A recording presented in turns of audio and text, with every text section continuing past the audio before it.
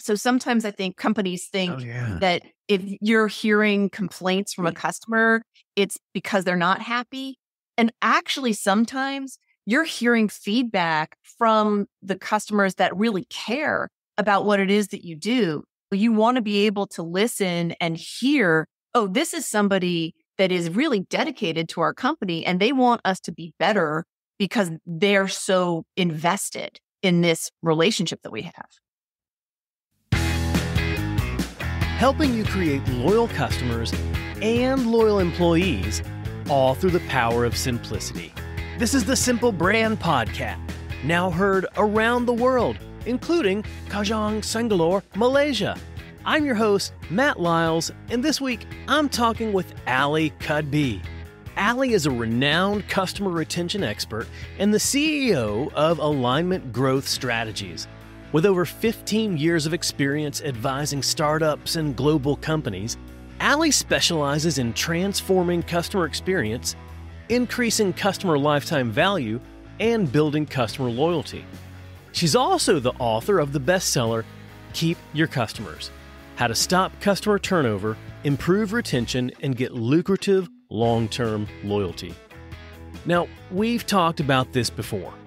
Too many businesses are so focused on sales and bringing in new customers that they're almost forgetting about their existing customers. But here's the thing.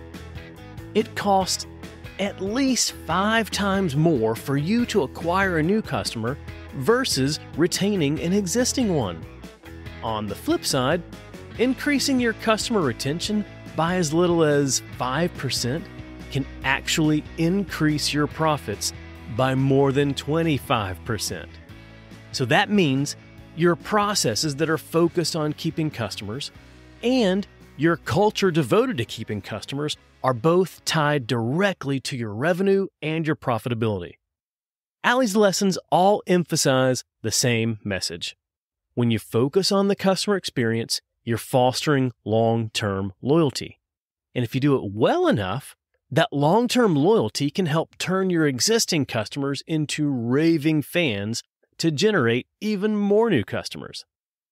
Ali and I discuss her lessons on how to do just that. And she shares her insight on the different levels of customer loyalty and how you can help get more of your customers to the highest level of loyalty, the lucrative loyal. So here it is. Here's my interview with Ali Cudby. Hi, Ali. Welcome to the show. Thank you. I am so thrilled to be here. I'm excited to talk about this. I'm always excited to talk about customer loyalty.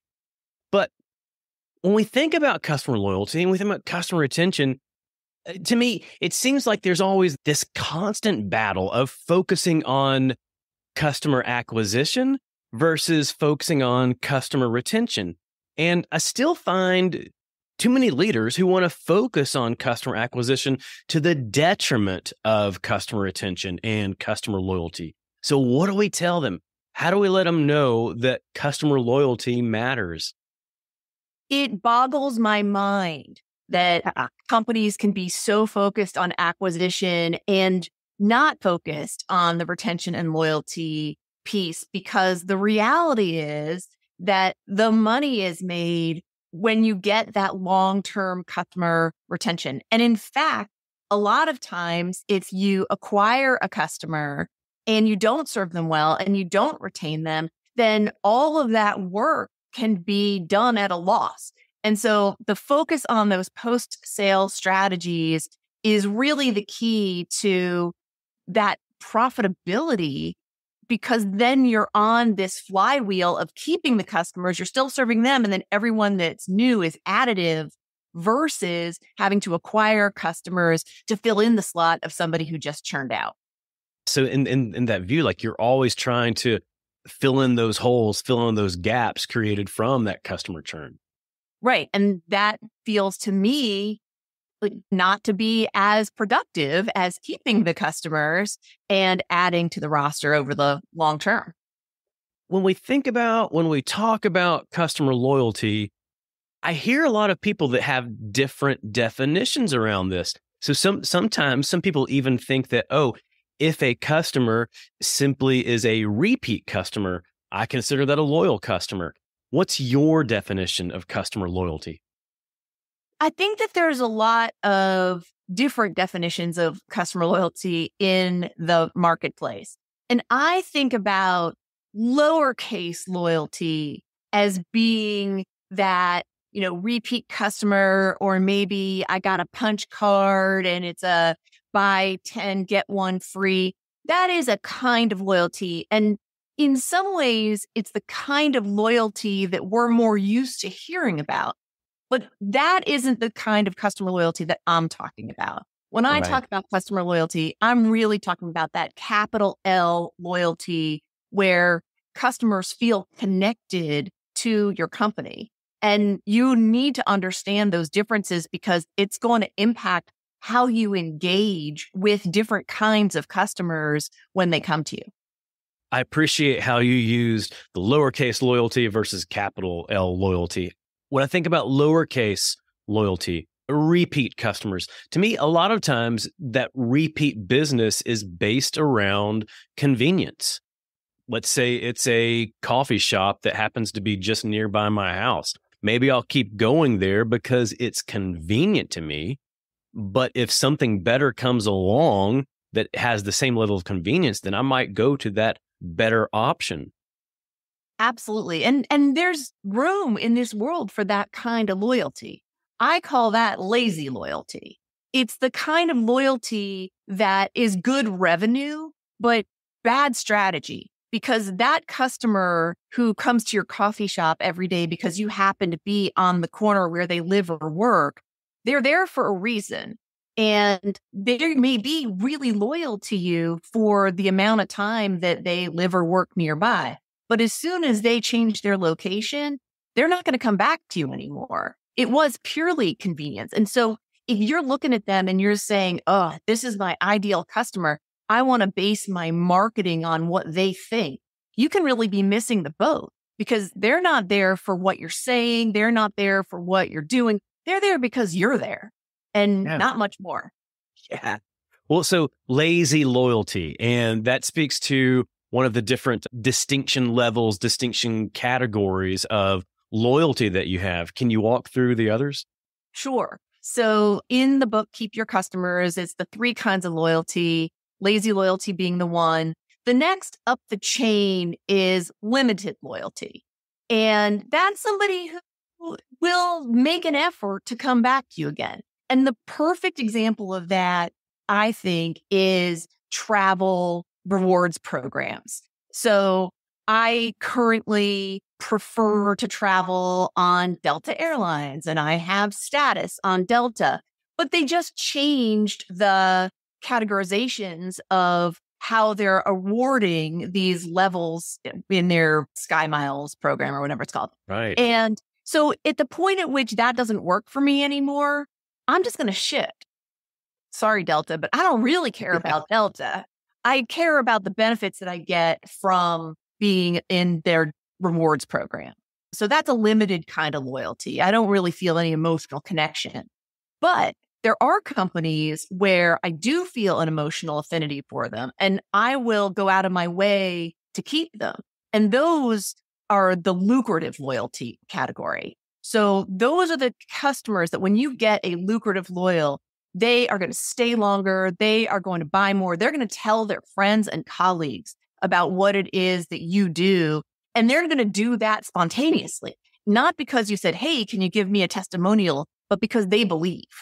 It's kind of like less of a transactional relationship and a real emotional relationship.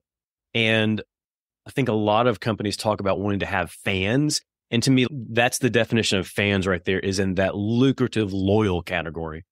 Absolutely. And they're also the ones that are going to give you really good feedback. So sometimes I think companies think that if you're hearing complaints from a customer, it's because they're not happy.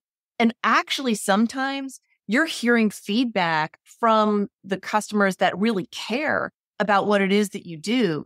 And so you want to be able to listen and hear, oh, this is somebody that is really dedicated to our company and they want us to be better because they're so invested in this relationship that we have. That's a great point. Yeah. It's like, I care so much. I think that you should know this. I think that you should be aware of this and how it can be affecting other customers. Exactly. Not that I'm really angry about it, but I think that you need to be aware so that you can fix it. Right. I care enough about you to share this feedback. And then when we think of the term lucrative, when I first hear that, when I think of, oh, lucrative, loyal customer, okay, this is also someone who is highly profitable. They spend a lot of money with me. Based on the real definition, when you look into it, I don't think that's necessarily always the case. Maybe it's someone who may not spend as much as someone who's a limited loyal, but because they're such a fan, they can refer to and point to other customers that will bring in more money. Exactly right. They will spend their dollars with you. So in terms of your share of wallet, those lucrative loyals are probably going to be very high. But in terms of your raw dollars, you're absolutely right. They may, in terms of like, I call it direct versus indirect dollars, their direct dollars may be smaller, fewer, but their indirect benefit to your company by the time they've talked about you and referred and all of those things may be much, much higher. And I don't think enough leaders recognize the value in paying attention to and tracking those indirect dollars. And it's the tracking that really matters. We have to know who those people are, which means you have to be in tune to your customers and hear, oh, this person made a referral. If you don't have mechanisms in place to really understand where your referrals are coming from, you may miss out on somebody who is genuinely a lucrative loyal. Then that might mean you don't give them the love that they deserve because you're just looking at their dollars in and not seeing the overall value of the customer. If we keep our tracking, if we're looking at our customers at the wrong level, we can see too many of them as being fairly equal and show the same level of care to them, regardless of who they are, regardless of what their real loyalty looks like. At the same time, outside of those distinctions and areas of loyalty, I think there's the need to recognize that you've also got some customers that really may not be the right customer for you. They may not be profitable customers for you. I'm not saying that we need to be focusing on actively getting rid of customers, but what strategy can we take around those unprofitable customers? I absolutely believe there's such a thing as bad revenue. That can come from multiple sources. That can be because a customer comes in and they keep asking for more and more things, more and more customizations, expectations. The actual expenditure that you're making to keep the customer is really high. And so their revenue isn't actually as good as you thought it was to begin with. Like it looked good on paper, but the cost to actually serve them is high. And then there are customers that are just bad fit customers sort of energetically. You know, they're a pain. They're negative. They create a bad impact on your company and on your team, and they bring your team down. Again, you don't have to get rid of those customers necessarily, although sometimes that is actually the right answer. And, you know, your mileage may vary, but being mindful of customer fit and what is it taking to actually serve a customer is important. And if all you do is chase the dollar, you really may miss the negative impact that a customer may have. Yeah. And sometimes those negative impacts can be costly internally, especially if those negative impacts are towards your team members that may somehow cause team member and employee churn. I actually am working with a client right now, and they just had a circumstance where they brought in, a big fish and they were super excited about it.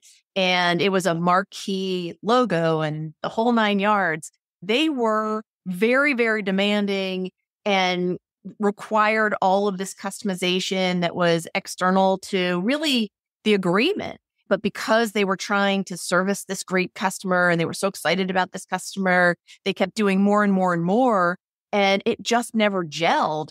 By the time that customer churned, and they did churn, it had cost so much development time, so much aggravation inside the company, the expense of the meetings, not just of development, but of key team members being in meeting after meeting after meeting. I don't even know that that was a profitable win for the company at all. And it's really deflating. Maybe the only profit to be gained there was in the lesson learned. And that's worth a lot. It can be. And when it comes to focusing on customers like that, a lot of companies keep thinking, if we can just get this customer, like reel this big one in, if we could do it, if we can get them, then let's do it. And my mind always goes back to the movie Jurassic Park and Ian Malcolm when he says, you were so focused on whether or not you could, you didn't stop to think whether or not you should. Absolutely. And I talk about that with clients a lot. And I actually use that exact same reference. I love that. Awesome. And some of that is understanding what does a good customer look like, and then being able to manage expectations effectively from the beginning. When you have really clear processes in place, when you understand the value that you bring to a customer, and sometimes what that means is also you understand the work that they as a customer need to do to make a successful partnership, then you can manage those expectations effectively up front and say, this is what we're going to need. This is the time frame we're going to need it. And that conversation in the beginning really does set the stage. And it also helps you weed out the people that aren't going to be good fits. So it helps making sure that you're intentional at the very beginning with your customer onboarding process. Exactly. And having those processes in-house and having a very clear way to be consistent internally with your team so that you can telegraph that extremely clearly to your customers is key. It is. We've kind of touched on this at a high level, the need for processes and the need for consistency. Earlier, you talked about the need for connecting emotionally with customers. You define those as the two major components to customer retention. Can we pause for a moment, get back to those and dig into those two components? Well, I talk about them as being the heart and the smart of customer retention and customer loyalty. And it is the piece that we do talk about a lot, and you and I have talked about it already, is the smart. It's the tracking and the metrics. It's the quantitative side of things. We tend as a society to over-rotate on quantitative. And maybe not as a society, but certainly in the business community. Right. We think the numbers are king.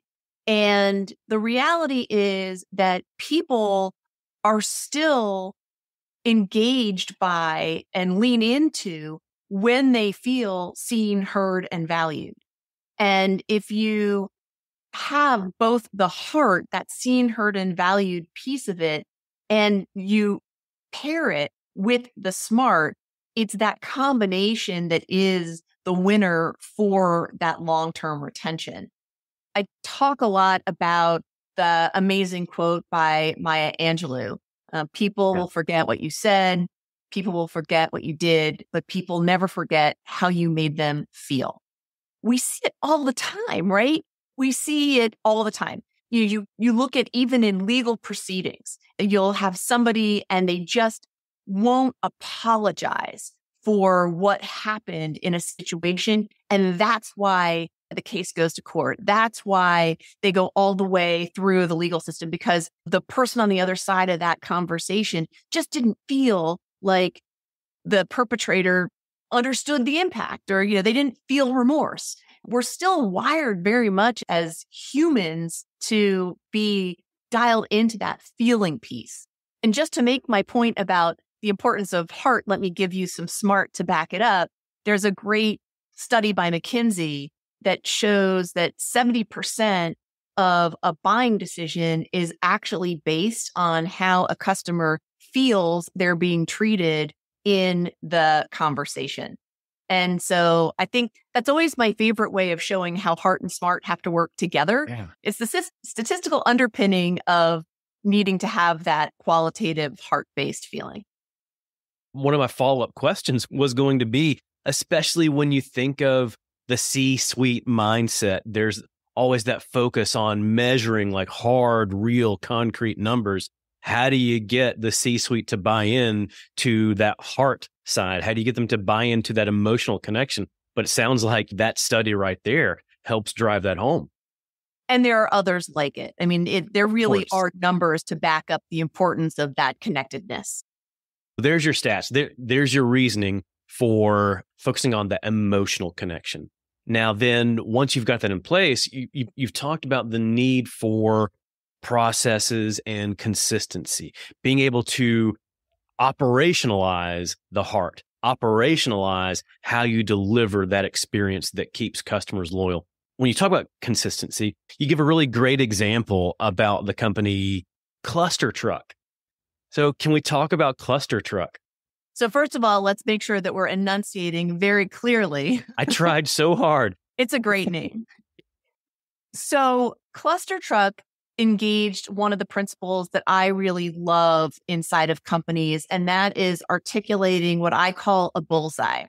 And a bullseye is effectively a mantra or a vision for the customer experience. Oftentimes, companies have a mission, a vision, and values for the company, but they don't really articulate who do they want to be for their customers. Well, Cluster Truck is a ghost kitchen restaurant. So they only do delivery services. It's not a restaurant that you can go and sit down at and eat. Everything is delivery. When the CEO, Chris Baggett, first opened the company, he went into the kitchen and he said, all right, guys, here's what I want you to think about. Don't ship maybes. I also have to be really clear in my articulation of that one. Right. Don't ship maybes. What that meant was if you're making a meal and it just didn't turn out that great, or maybe it had to wait on another meal or something like that, and it just wasn't going to be up to par, bin it and start over. Don't ship a meal that's going to be a maybe. And over time, that mantra grew from the kitchen to really every part of Cluster Truck. You know, if you're going to interview a potential employee and you're sitting down and you really need to fill the seat and you're interviewing and they're just okay, don't ship maybes. And so that idea of don't ship maybes truly became that bullseye for Cluster Truck.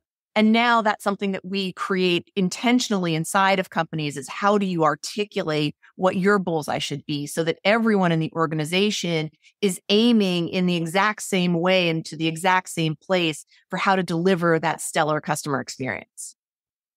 What I see too is when you have that type of bullseye, when you have that mantra that you focus on repeatedly, time and time again, and then everyone focuses on it, like you said, it seeps into and becomes instilled into everything you do, whether it's the customer experience, absolutely, or whether it's hiring employees, but also it's in how you collaborate internally as well. Especially in the restaurant industry, there's a lot of collaboration going on and a lot of things being passed from one team member to the next. I have to believe that when somebody at Cluster Truck is delivering something to another team member, they're not shipping a maybe to their next team member. Exactly. And not only that, it means that when there is maybe some uncertainty about how should we proceed, it's the touchstone that everybody can go back to and use to move forward.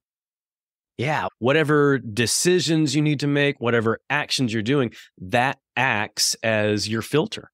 Right. Sometimes you're looking at decisions and the options may both be good. So how do you decide? And having that bullseye can help you tip the balance in one direction or the other.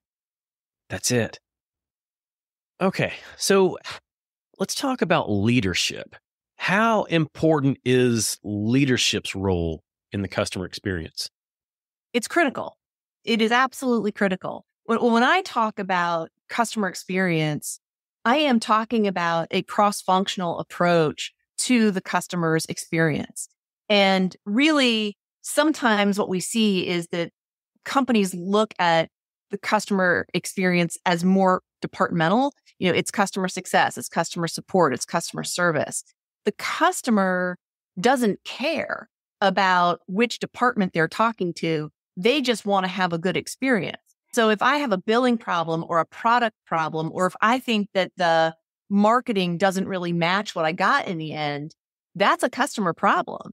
You need the C-suite to be thinking holistically about that approach to customers.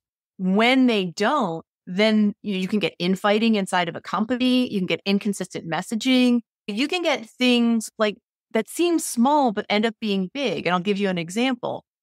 Let's say you get a new customer and you don't have a holistic approach to how you're engaging with them. Well, if the product team and the marketing team or the sales team and the customer support team are all messaging that new customer because they're not communicating and you don't have a cross-functional approach or conversation internally, that's really messy for the customer. Why am I getting 97 different emails or communiques from this company? I'm now overwhelmed and I'm irritated. And when you receive different messages from different teams like that, without that oversight, without that orchestration, it's very possible that the messaging, that the tone, that the personality is different as well. And there may be a conscious or even unconscious feeling of like, this is all confusing to me because if I want to be dealing with this one brand and it feels like I'm dealing with different personalities from one brand. Yeah. There are just so many ways in which that lack of internal coordination can create a negative impact. And we talk about, you used restaurants as an example. We actually talk about it as, front of house versus back of house. Right. You need to get your back of house organized in order to deliver, so whatever's going on in the kitchen and behind the scenes at the restaurant, you need all of that to be organized so that when the staff comes out with that dish, everything looks seamless and easy and elegant. I love that analogy. I talk about a lot of times companies will look at, well, who are our customer facing teams? And that's who drives the customer experience. I'd like to remind companies that while you have customer facing teams, every team is customer impacting. No matter what your role is in the company, no matter what it is you do, no matter what your team is, you still impact the customer. I agree. I say that too. I was talking at an IT conference and making that same point. A lot of the IT teams don't think of themselves as being customer facing, like they have nothing to do with the customer. But in reality, there are opportunities where even the IT team can have a genuine impact on the customer experience. One of the examples that I use is the chatbot. That's oftentimes an IT-driven tool inside the company.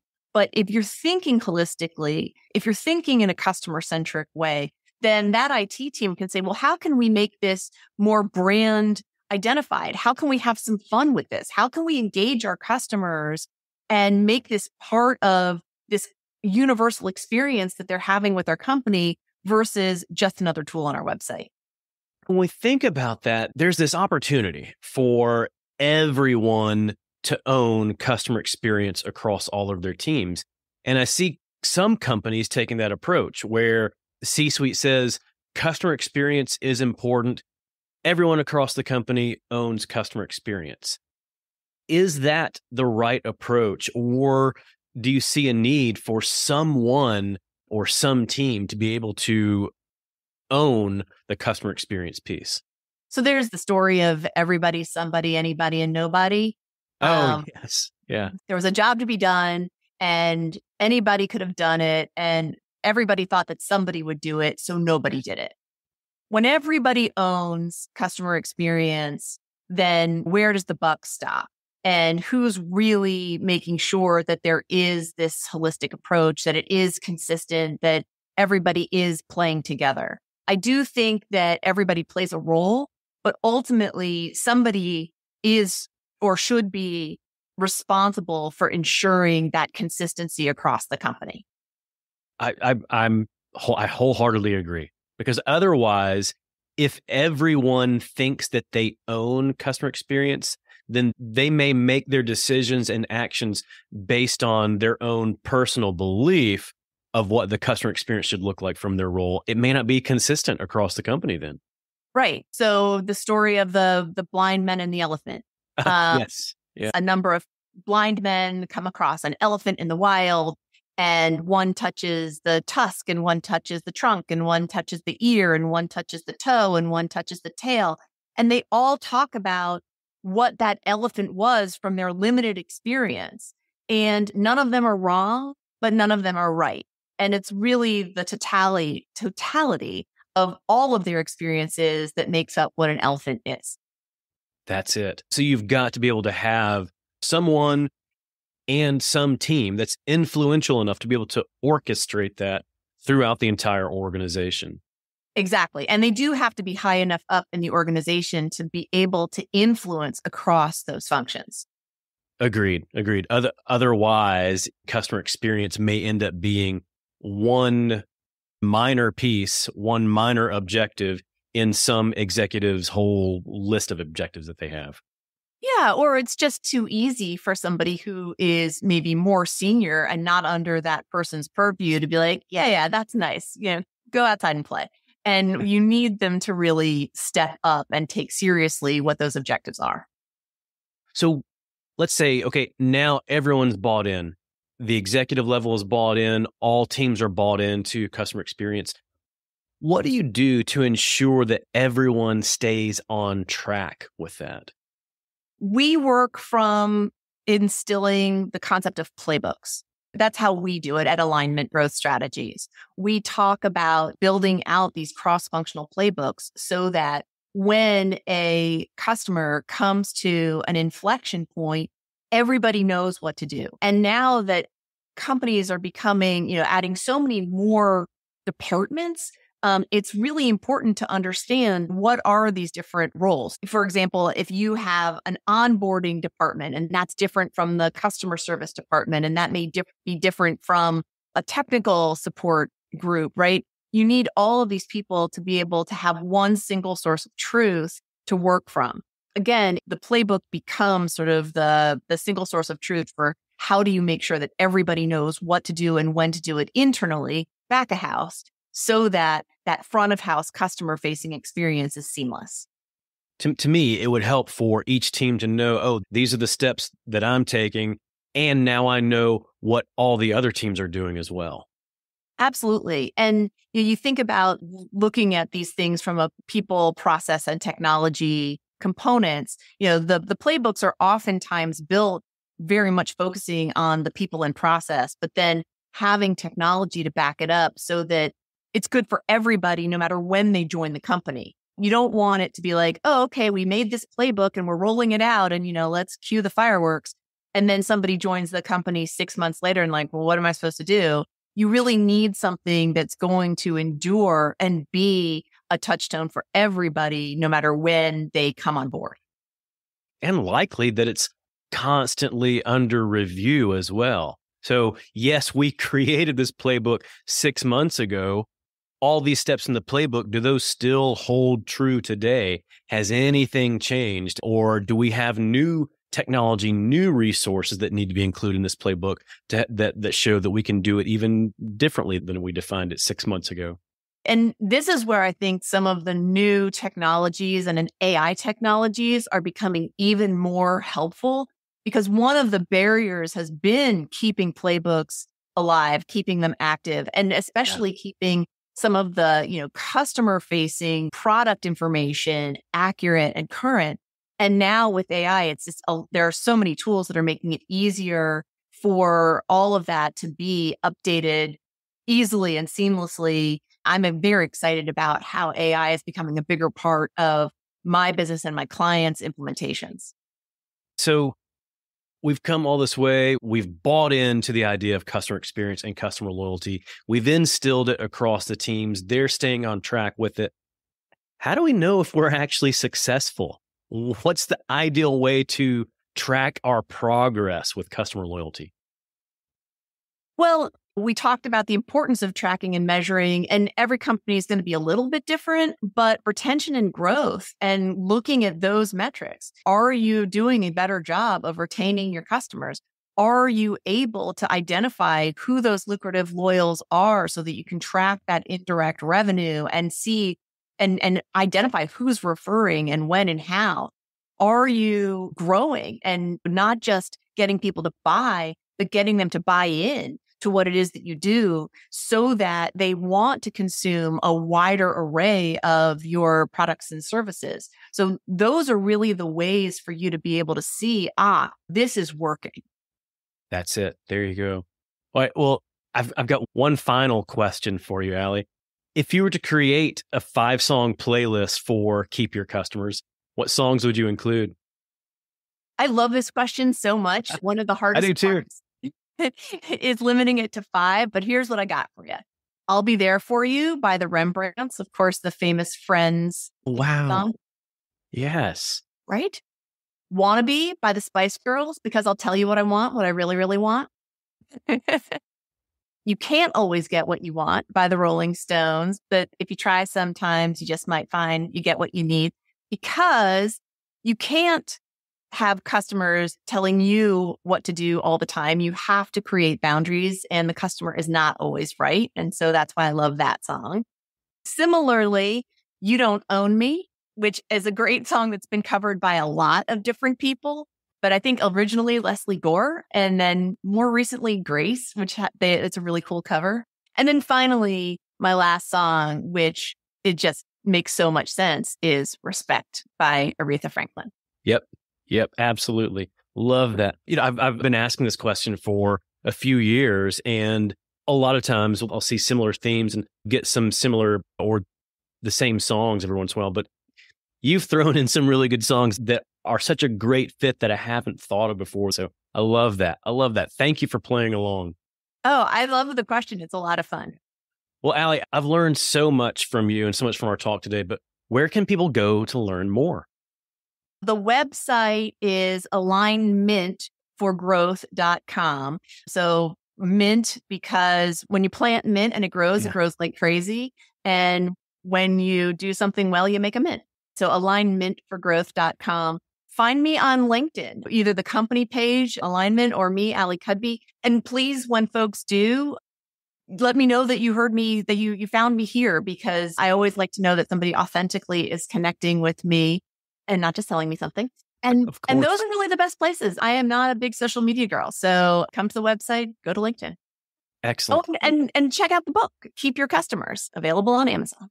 Absolutely. Yes, I will definitely include a link to the book in the show notes as well.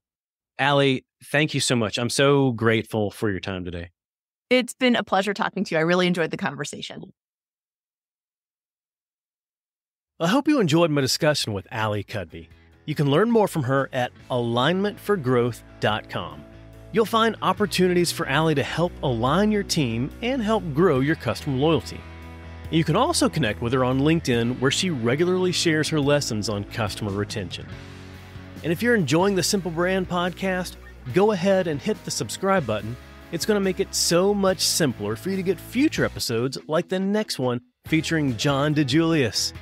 If you know John, then you know he's one of the leading voices in customer service and customer experience. But this time, he's diving into employee experience, and we're going to be discussing lessons from his latest book, The Employee Experience Revolution. Increase morale, retain your workforce, and drive business growth. Now listen, your customer experience comes from the people who deliver it. That's your people. So you need to deliver an experience to them that's just as simple and outstanding as you want to deliver to your customers. I mean, if you want happy customers, it starts with having happy employees. So go ahead and subscribe. You'll automatically get John's episode as soon as it's live. Until then, keep it simple.